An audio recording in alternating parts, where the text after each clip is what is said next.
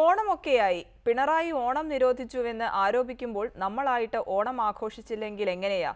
കോൺഗ്രസും സംഘടിപ്പിച്ചു ഒരു ഓണാഘോഷം. പൊതുവെ കസേരകളിയിൽ തൽപരരായ കോൺഗ്രസുകാർ ഇക്കുറി തിരുവാതിര കളിച്ചും പാട്ടുപാടിയുമെല്ലാമാണ് ഓണം ആഘോഷിച്ചത്. തിരുവനന്തപുരത്തെ ആ കാഴ്ചകളിലേക്ക്.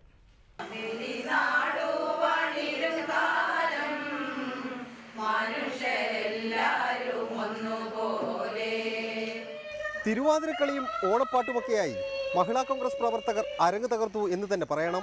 കൊമ്പൻ മീശ വെച്ച് മാവേലിയായി മഹിളാ കോൺഗ്രസിന്റെ തിരുവനന്തപുരം ജില്ലാ വൈസ് പ്രസിഡന്റ് അംബിക. മീശ കിട്ടാത്തതിനാൽ സ്വന്തം മുടിവെട്ടിയാണ് കേമത്തി ഈ പണി ഒപ്പിച്ചത്. പക്ഷേ ഞെട്ടിച്ചത് ഇവരാരുമല്ല, തിരുവാതിരക്കളിയാണ്.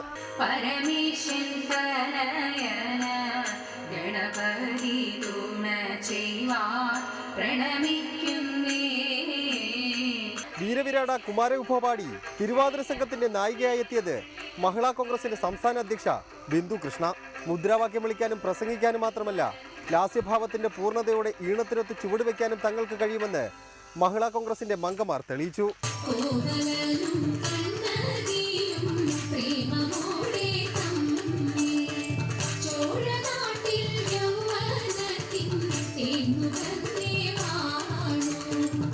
ബിന്ദു കൃഷ്ണയുടെ തിരുവാതിര കണ്ടിരുന്ന ഭർത്താവ് കൃഷ്ണകുമാറിനും ഓണാവേശം അടക്കാനായില്ല.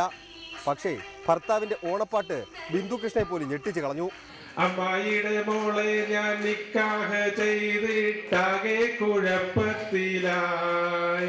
അവൾ രാവിലെ എണീക്കൂല, മുറ്റമടിക്കൂല, പല്ലും കൂടി തേക്കൂല. അരിസ്റ്റോ സുരേഷ് ആയിരുന്നു ചടങ്ങിൽ മുഖ്യാതിഥി.